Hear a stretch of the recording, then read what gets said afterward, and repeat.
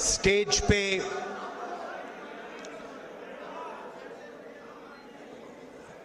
वरिष्ठ नेता, पर्सनैलिटीज, भाइयों और बहनों, आप सब यहां आए, अच्छा डिस्कशन हुआ और इतनी एंथुजियाज्म से आप मेरी बात सुनने के लिए आए। दिल से मैं आपका धन्यवाद करता हूं।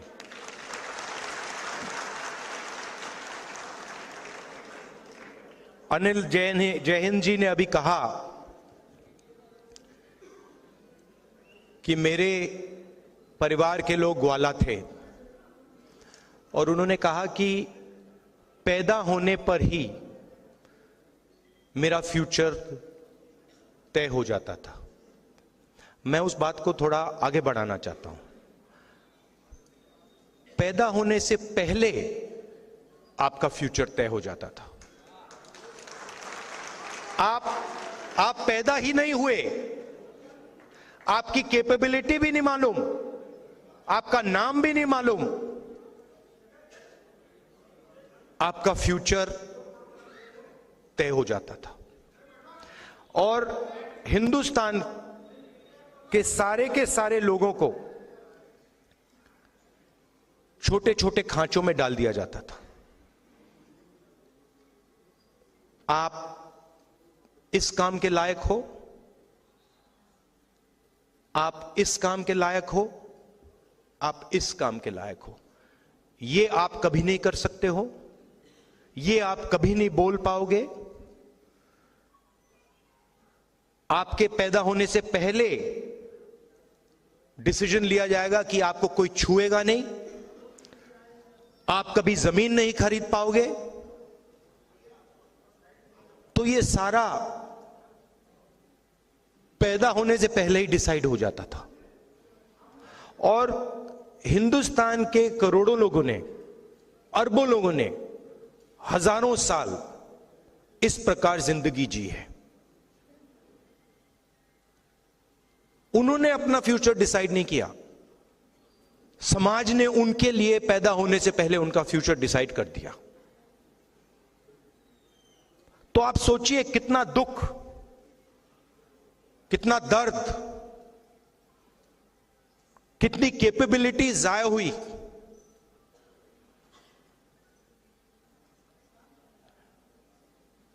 और इस चीज को बदलने के लिए बहुत सारे लोग खड़े हुए। हिस्टोरिकली लिस्ट है, जयहिंद जी ने उनके नाम लिए, मगर सब के सब ने एक ही बात की थी, जो सच्चाई थी उसको उन्होंने एक्सेप्ट किया कि हमें यह दिख रहा है कि यह सच्चाई है और इस बात को मैं एक्सेप्ट कर रहा हूं। दो तरीके के लोग होते हैं, राजनीति में तो खासतौर एकदम दिख जाता है। पूरी जिंदगी सत्ता के पीछे दौड़ते दौड़ते दौड़ते दौड़ते सच्चाई को कभी एक्सेप्ट नहीं करते। ना अपनी सच्चाई एक्सेप्ट करते हैं, ना अपनी सच्चाई एक्सेप्ट करते हैं, ना किसी और की सच्चाई एक्सेप्ट करते हैं। उनको सिर्फ एक चीज दिखती है कि किसी ना किसी तरह मेरे हाथों में इन्फ्लुएंस आ जाए, सत्ता आ जाए, बाकी सब छोड़ो। और दूसरे तरीके के लोग होते हैं जो कहते हैं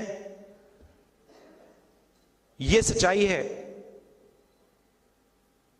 इसको मैं एक्सेप्ट कर रहा हूं, चाहे मुझे अच्छा लगे या बुरा लगे, मगर मुझे जो दिख रहा है उस बात को मैं पूरी तरह एक्सेप्ट कर रहा हूं। और अलग अलग समाज में अलग अलग जगह से ये लोग आए। अंबेडकर जी, महात्मा गांधी जी, पेरियार, बसवना, बुद्धा, ये अलग अलग अलग स्पेसेस से आए, मगर इन सब ने ये बात एक्सेप्ट की कि जो मैं देख रहा हूं ये सच है और मैं इसको छोड़ूंगा नहीं।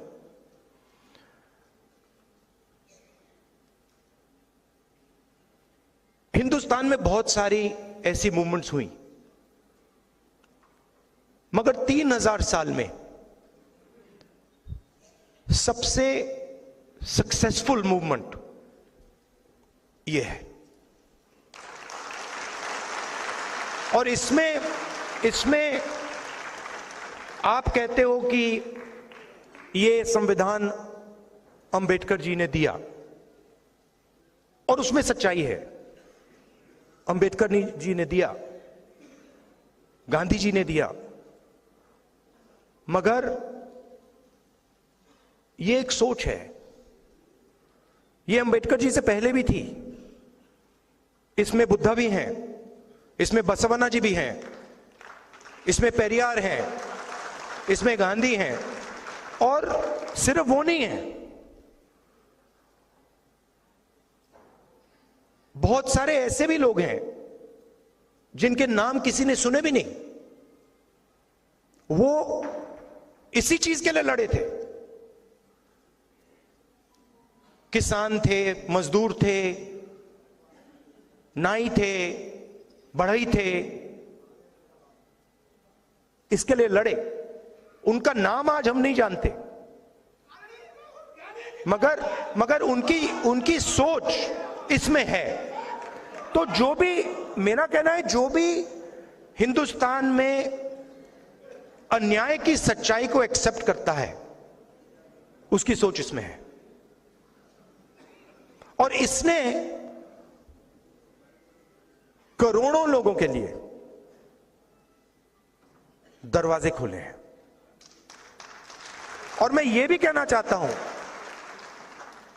कि जो हमारी एक्सपेक्टेशन थी, जो फाउंडिंग फादर्स की एक्सपेक्टेशन थी, जो महात्मा गांधी की एक्सपेक्टेशन थी, जवाहरलाल नेहरू की एक्सपेक्टेशन थी, अंबेडकर जी की एक्सपेक्टेशन थी, उससे कम लोगों को इस किताब का फायदा हुआ है।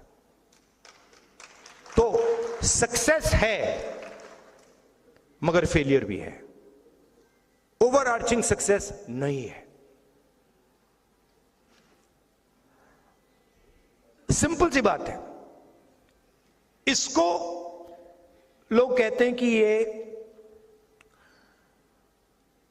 राइट्स का डॉक्यूमेंट है, अधिकार का डॉक्यूमेंट है, इससे हमें लोकतांत्रिक अधिकार मिलता है, सही। मगर ये ट्रांसफर ऑफ पावर का भी डॉक्यूमेंट है। ये ट्रांसफर ऑफ एसेट्स का भी डॉक्यूमेंट है। ये ट्रांसफर ऑफ वेल्थ का भी एक डॉक्यूमेंट है। ये ट्रांसफर ऑफ स्किल्स का भी डॉक्यूमेंट है। अब अगर हम हिंदुस्तान को आज देखें, और मैं 15, 20, 30, 40, 50 साल पहले की बात नहीं कर रहा हूं, मैं आज की बात कर रहा हूं। और अगर आज हम अपने देश को देखें,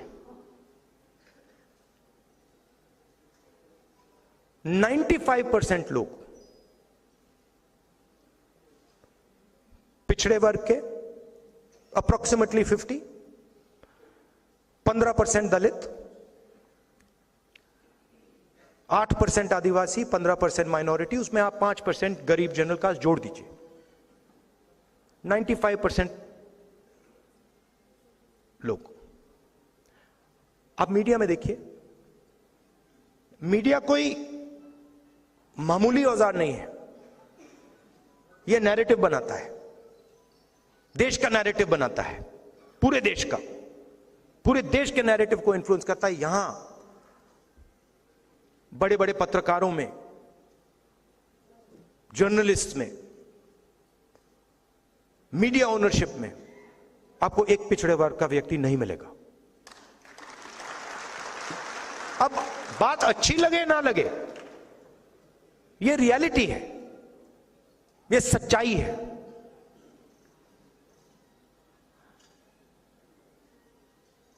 और छुपे तरीके से यह किया जाता है।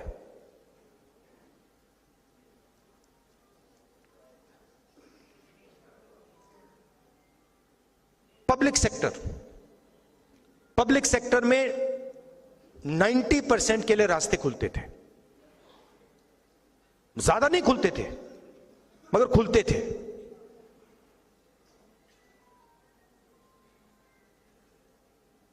आज 200 सबसे बड़ी कंपनियों की लिस्ट निकालिए, उनकी सीनियर मैनेजमेंट की लिस्ट निकालिए,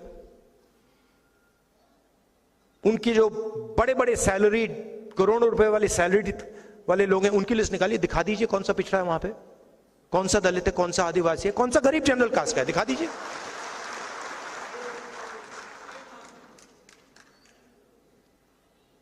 जुडिशरी में भी यही, सरकार में भी यही। और जो सच्चाई है वो छुपा दी जाती है। अग्निवीर स्कीम में नुकसान किसका हुआ है, आपने कभी सोचा? सिंपल, SC, ST, OBC, गरीब जनरल कास्ट।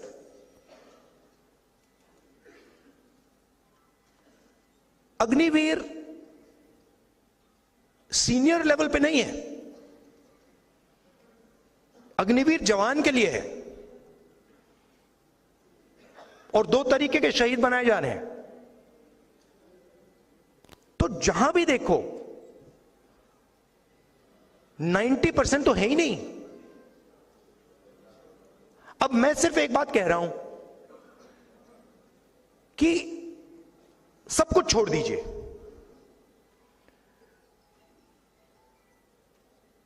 सच्चाई तो देख लीजिए, जाति जनगणना कर लीजिए।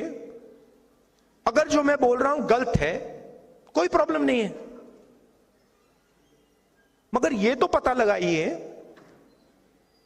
कि इस देश में पिछड़े वर्ग के कितने लोग हैं, दलित कितने हैं, आदिवासी कितने हैं, यह तो पता लगाइए। कौन सी संस्थाओं में है, कहां हैं, कोर्ट्स में कितने हैं। और रिएक्शन आता है कि नहीं होना चाहिए। इससे क्या होगा? इससे हिंदुस्तान के करोड़ों लोगों को हिंदुस्तान की सच्चाई पता लगेगी। यही होगा। इस सच्चाई से लोग क्यों डर रहे हैं? देखिए, अगर हिंदुस्तान को मजबूत बनाना है, जो मोदी जी सुपर पावर की बात करते हैं, तो 90% आबादी के बिना तो हो ही नहीं सकता ना। कैसे होगा? आप ये कह दो कि भैया ब्यूरोक्रेसी में 90% नहीं आएंगे, मीडिया में 90% नहीं आएंगे, स्पोर्ट्स में 90% नहीं आएंगे, ब्यूटी पैजेंट्स में 90% नहीं आएंगे, तो कौन सा सुपर पावर बनने वाला है? मतलब आप अपनी 10% आबादी का सुपर पावर बनाओगे क्या? मतलब कौन सी दुनिया में हो आप? सुपर पावर तो 90% है।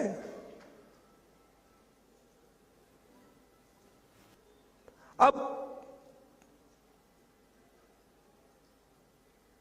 इस पर आक्रमण हो रहा है। मोदी जी कहते हैं मैं कॉन्स्टिट्यूशन को रद्द नहीं करना चाहता हूं।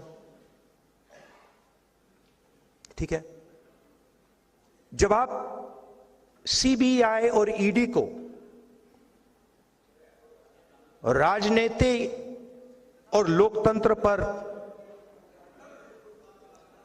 जब आप CBI और ED को लेकर राजनीति और लोकतंत्र पर आक्रमण करते हो, तो आप कॉन्स्टिट्यूशन पे आक्रमण कर रहे हो। जब आप सारे के सारे इंस्टीट्यूशंस में RSS के लोग भर रहे हो, तो आप कॉन्स्टिट्यूशन पे आक्रमण कर रहे हो। जब आप बिना किसी से पूछे नोटबंदी करते हो और हिंदुस्तान के करोड़ों पिछड़े वर्ग के लोगों को, दलितों के, आदिवासियों की जिंदगी खत्म करते हो, तो आप कॉन्स्टिट्यूशन पर आक्रमण कर रहे हो। जब आप अग्निवीर योजना बिना आर्मी से पूछे लागू करते हो, आप कॉन्स्टिट्यूशन पर आक्रमण कर रहे हो। मोदी जी राजा हैं।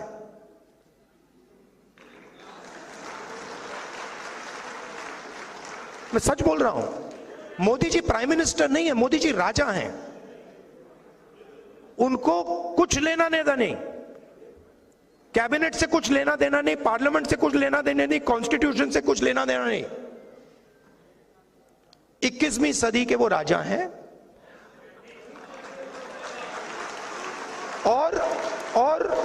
और उनके जो फाइनेंसियर्स हैं पीछे, जो 2-3 फाइनेंसियर्स हैं, वो राजा का पूरा टेम्पो वाले,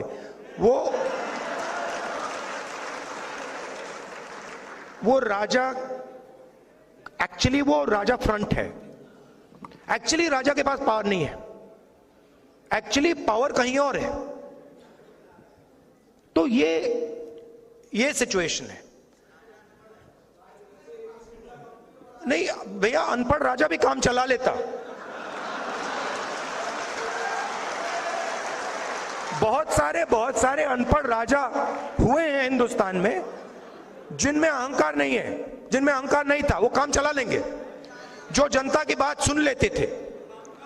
ये दूसरे टाइप के हैं, ये किसी की नहीं सुनते।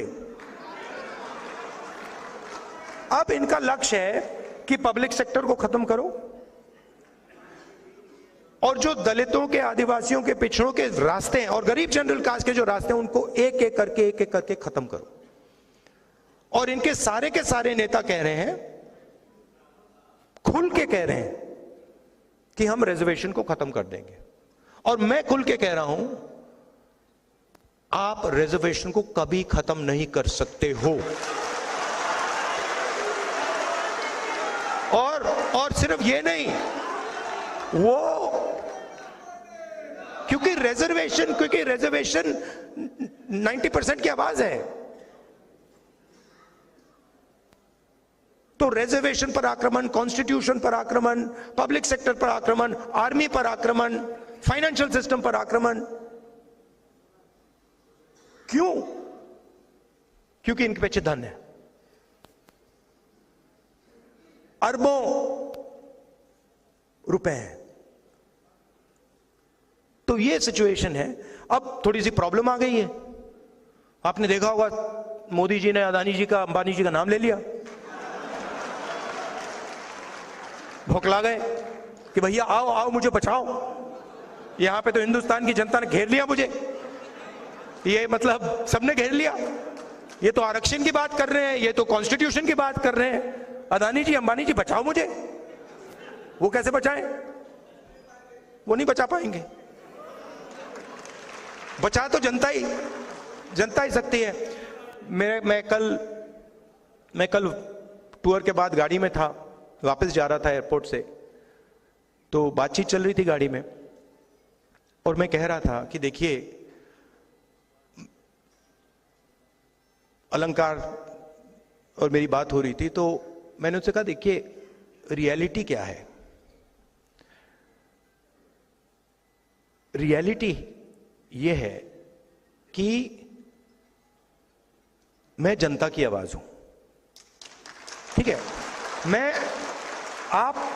जब मैं ये कहता हूं, प्रेस वाले मतलब इसको समझते नहीं हूं, मैं एक्चुअली हूं ही नहीं, मैं हूं ही नहीं। मैं भारत जोड़ो यात्रा में ये बात समझ गया कि मैं जनता की आवाज हूं, जनता का दर्द हूं, जनता का दुख हूं, और कुछ नहीं है। और मुझे और किसी चीज में इंटरेस्ट भी नहीं है। तो अब सवाल उठता है आगे क्या करना है। सबसे पहले जो हिंदुस्तान की सोशल रियलिटी है, और किसी का नुकसान नहीं करना, बट जो हिंदुस्तान की सोशल रियलिटी है उसको देश के सामने रखना है। किसी को चोट नहीं मारनी, किसी को धमकी नहीं देनी, यह कहना है देखिए भैया ये हिंदुस्तान की सोशल रियलिटी है, इस देश में इतने दलित हैं, इतने आदिवासी हैं, इतने पिछड़े लोग हैं, इतने माइनॉरिटीज हैं, इतने गरीब जनरल कास्ट के लोग हैं, और ये जो लोग हैं इनकी इतनी भागीदारी है, मीडिया में इतनी भागीदारी है, कॉर्पोरेट इंडिया में इतनी भागीदारी है, जुडिशरी में इतनी, इलेक्शन कमीशन में इतनी, सीबीआई, ईडी, इनकम टैक्स में इतनी। आपने नोट किया है कि सीबीआई, ईडी मुझे छोड़कर 55 घंटे मुझसे मतलब इंटेरोगेशन किया। मैं 2-3 साल बाद आपको बताऊंगा उस डिस्कशन में क्या हुआ।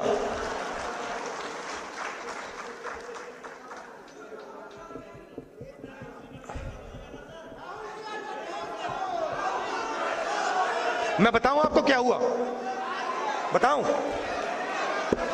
मैंने ईडी के अफसर से बोला, ईडी के अफसर मुझे इंटेरोगेट कर रहे थे, और मैंने उनसे बोला कि देखिए, आप सोच रहे हो कि आपने मुझे यहां बुलाया है, मगर आप गलतफहमी में हो। आपने मुझे यहां नहीं बुलाया, मैं यहां आया हूं।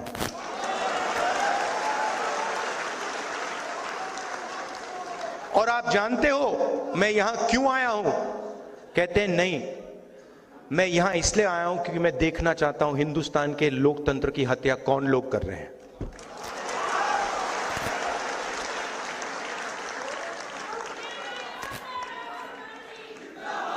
मतलब आप क्या समझे हो?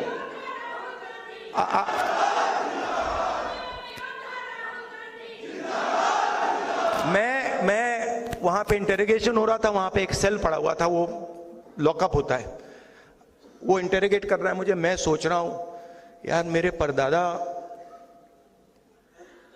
12 साल ऐसे सेल में बैठे थे, कम से कम 10 साल तो मुझे भी जाना चाहिए। आप मुझे कोई भी सेल दे दो, कोई फर्क नहीं पड़ता।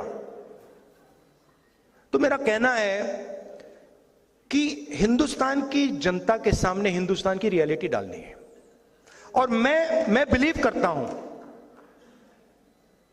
चाहे वो किसी भी जात का व्यक्ति हो, अगर हमने रियलिटी सामने रख दी ऐसे, हिंदुस्तान की राजनीति बिल्कुल बदल जाएगी।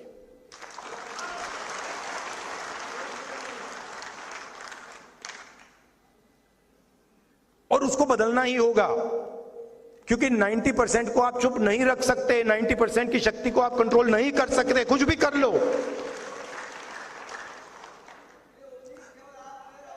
नहीं, ये बहुत सारे लोगों में, आप में भी है। और राजनीति में ना, मेरा एक्सपीरियंस बताता हूं आपको, एक होता है जो सुबह उठता है, कहता है भैया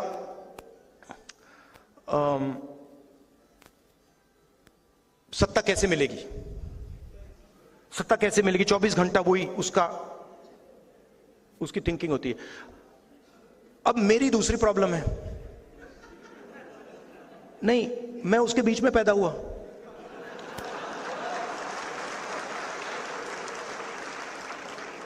अब अजीब सी बात है, मुझे उसमें इंटरेस्ट ही नहीं है। वो मेरे लिए औजार है, वो मेरे लिए औजार है कि उसका मैं प्रयोग जनता की मदद करने के लिए कैसे करूं।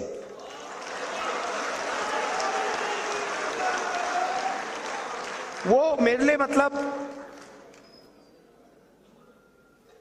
ड्रग नहीं है, नशा नहीं है। मैंने अपनी दादी की लाश देखी है, पिता की लाश देखी है। तो एक पॉलिटिकल व्यक्ति के अंदर एक पॉलिटिकल क्रिस्टलाइजेशन होता है। बहुत सारे लोगों के अंदर पॉलिटिकल क्रिस्टलाइजेशन कभी होता ही नहीं। पूरी जिंदगी निकल जाती है, सुबह उठते हैं, किसी को काटते हैं, किसी को डराते हैं, किसी से लड़ते हैं, कोई सूट पहन लेता है, कोई मतलब अलग अलग वीडियो बनाते हैं, तो उनको तो छोड़ दो। मगर फिर ऐसे भी लोग होते हैं जो कहते हैं कि भाई अब हमारे पास 15-20 साल हैं, 30 साल हैं, अब कुछ अच्छा किया जाए, कुछ दम का किया जाए। तो पॉलिटिकल क्रिस्टलाइजेशन हो जाता है। एक बार पॉलिटिकल क्रिस्टलाइजेशन हो जाता है तो फिर क्लैरिटी आ जाती है कि मुझे ये करना है और कुछ नहीं करना। और मेरे माइंड में ये क्लैरिटी आ गई है कि इस देश में 90% लोगों को भागीदारी दिलवानी है और 90% लोगों के लिए एक के बाद एक दरवाजे खोलने हैं। मीडिया में, कॉर्पोरेट इंडिया में, जुडिशरी में, सब जगह ऐसा इंडिया, ऐसा हिंदुस्तान हम चाहते हैं, सब चाहते हैं। तो ये करने में बड़ा मजा आ रहा है मुझे। 4000 किलोमीटर चल गया, पता भी नहीं लगा मुझे ये हुआ क्या। हाँ, अब बड़ी इंटरेस्टिंग बात है, मैं आपको बताऊं, बड़ी इंटरेस्टिंग बात है। पॉलिटिकल क्रिस्टलाइजेशन से क्या होता है, या पॉलिटिकल जब क्लैरिटी आ जाती है, होता क्या है। मैं 2004 से राजनीति में हूं, ठीक है। 2 साल पहले मैंने भारत जोड़ो यात्रा की, 4000 किलोमीटर चला, और मेरा जो सुनने और देखने का तरीका था वो बदल गया।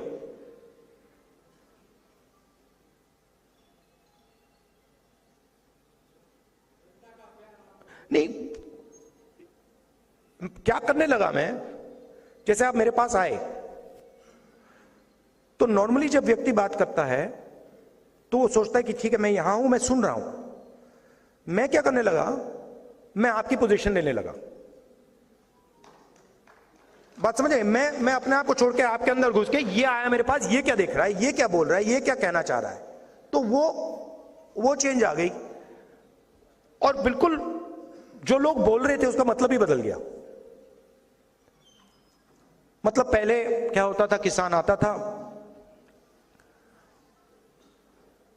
बड़ी मुश्किल है, पैसा नहीं मिल रहा, भाई बीमार है, वो मैं सुनता था। अब उसके बाद अब मैं क्या करता हूं, हाथ पकड़ लेता हूं, बस हाथ पकड़ लेता हूं और टाइट पकड़ लेता हूं और कहता हूं घबराओ मत, कुछ नहीं होगा। तो टोटल चेंज आ जाता है, कनेक्शन बन जाता है।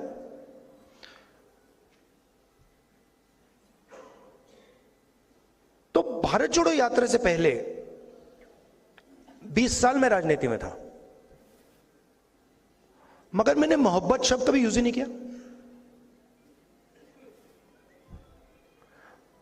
सबसे पावरफुल शब्द है, आप सब कहेंगे कि दुनिया में सबसे पावरफुल शब्द मोहब्बत है, करेक्ट। तो ये जो अभी इन्होंने बोला ना, वी लव यू सर, ये भारत जोड़ो यात्रा से पहले किसी ने मुझे नहीं बोला था, और मैंने भी किसी को नहीं बोला था। मतलब मां को बोला था, बहन को बोला था, मगर किसी आम जनता को या किसी से जब मैं मिले, मैंने नहीं बोला, मगर मैंने बोलना शुरू कर दिया। और अजीब सी बात हुई, अब मैं आपको बता रहा हूं, दिल्ली में मैं वापस आता हूं एयरपोर्ट से, गाड़ी शीशा खोल के कहते हैं आई लव यू। तो ये मैं आपको क्यों कह रहा हूं, क्योंकि हिंदुस्तान में जो भी सक्सेसफुली सामाजिक न्याय की लड़ाई लड़ा है वो मोहब्बत से लड़ा है। जो सुपरस्टार हुए हैं वो मोहब्बत से लड़े हैं, वो नफरत से नहीं लड़े हैं। तो ये 2 चीजें जरूरी हैं कि सच्चाई होनी चाहिए, सच्चाई से पीछे नहीं टिकना चाहिए, हिलना नहीं चाहिए, कोई भी कॉस्ट दे दो, मगर ये सच्चाई है। और आप बोलो तो रिस्पेक्ट से, प्यार से, स्ट्रेंथ से। और मैं आपको एक बात की गारंटी दे देता हूं, एक बात तो मैं आपको बता देता हूं कि अब चुनाव हो रहा है, नरेंद्र मोदी जी प्रधानमंत्री नहीं बन रहे हैं। ये 100% मैं आपको, आप चाहते हो तो मैं यहां पे लिख के आपको सबको दे दूंगा, साइन करके दे दूंगा, क्योंकि देखिए हुआ क्या है, देखिए मैं पॉलिटिक्स को ना,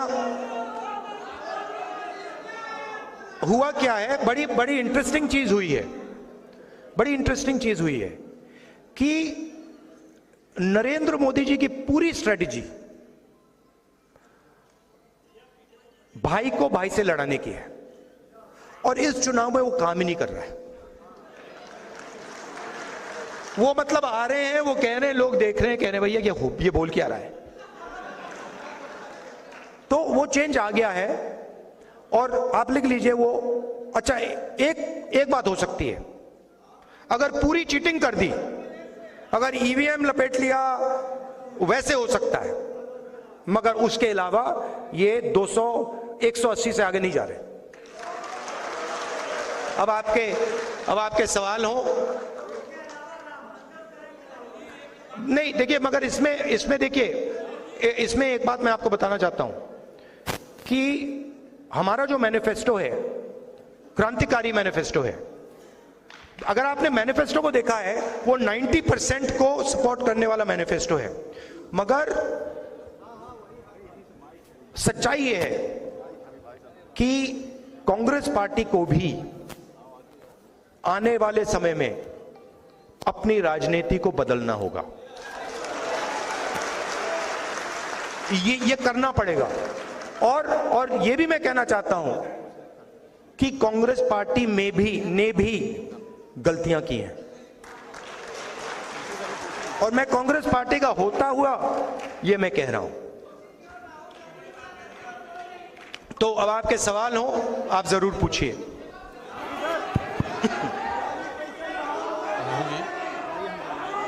एक दो सवाल एक करके ब्रदर।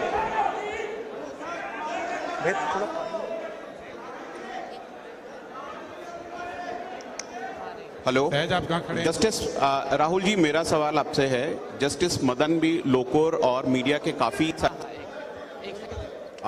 प्रधानमंत्री जी के साथ आपको 1-to-1 डिबेट के लिए कहाँ हैं आप जी? नहीं, सवाल कहाँ पूछ रहे हैं?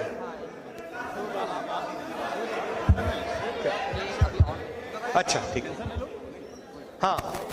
मेरा सवाल है, जस्टिस और साथियों ने मंत्री जी, आवाज नहीं आ रही आपकी।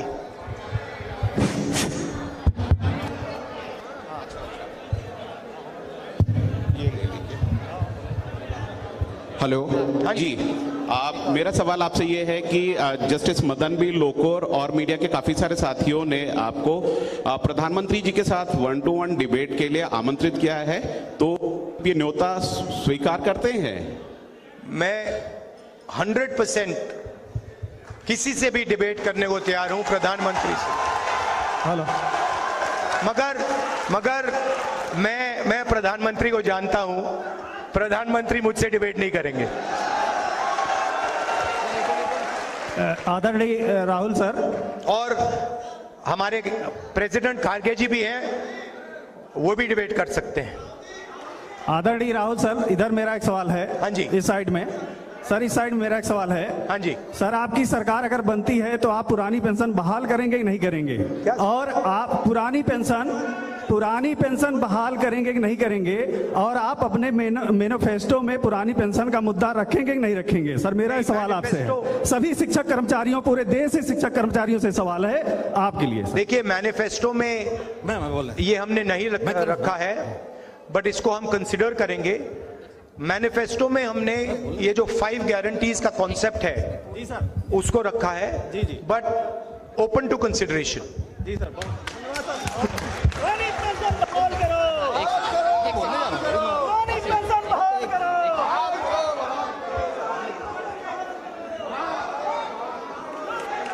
सुनाई नहीं दे रहा।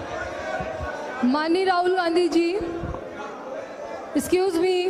बाद में बात कर लूंगा, और 2-3 और क्वेश्चन है। ये बताइए माननीय राहुल गांधी जी, राहुल साहब, राहुल जी, हुकूमत आपकी बनने जा रही है, आप 85% रिजर्वेशन देंगे?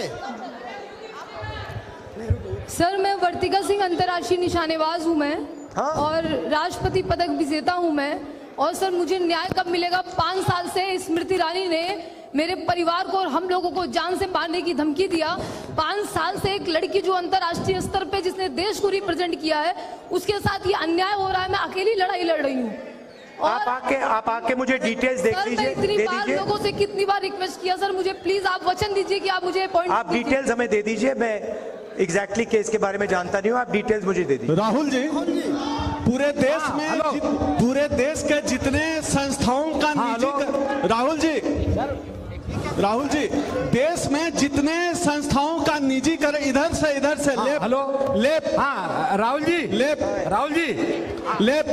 जितनी जितनी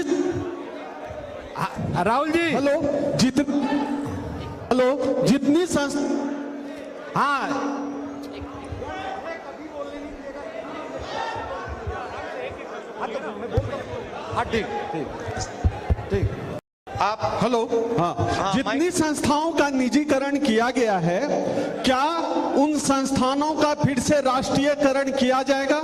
राष्ट्रीय क्या? निजीकरण को वापस करा जाएगा। जितनी संस्थाओं को मोदी जी ने बेच दिया है, क्या उस संस्थानों का फिर से राष्ट्रीयकरण होगा? नहीं, ये तो मुश्किल होगा, मगर ये जो ब्लेटेंट प्राइवेटाइजेशन किया जा रहा है, जो रेलवेज का डिस्कशन चल रहा है, जो बाकी बड़ी बड़ी संस्थाओं का डिस्कशन चल रहा है, ये ब्लेटेंट प्राइवेटाइजेशन हम अलाउ नहीं करेंगे। हमारी फिलॉसफी ये है कि सरकार का एजुकेशन में, हेल्थ केयर में रोल होना चाहिए और उस रोल को हम प्रोटेक्ट करेंगे और ज्यादा से ज्यादा लोगों को सरकारी नौकरी देने का काम करेंगे। आपका बहुत बहुत धन्यवाद, बहुत अच्छा लगा मुझे यहां आकर। थैंक यू, नमस्कार, जय हिंद। मैं समृद्ध भारत फाउंडेशन की ओर से श्री राहुल गांधी जी का आभार व्यक्त करना चाहूंगा, जिन्होंने अपने व्यस्त चुनाव प्रचार के समय में इस राष्ट्रीय संविधान को संबोधित किया और अपने विचारों से हमें प्रेरित किया। धन्यवाद सर। मैं विशेष रूप से गुरदीप सप्पल जी, अनिल जैन जी, पुष्पराज देशपांडे जी और मंच पर मौजूद अन्य महानुभावों का और उनके अमूल्य योगदान और समय के लिए धन्यवाद करता हूं। मैं विभिन्न सिविल सामाजिक संगठनों, शिक्षाविदों, छात्रों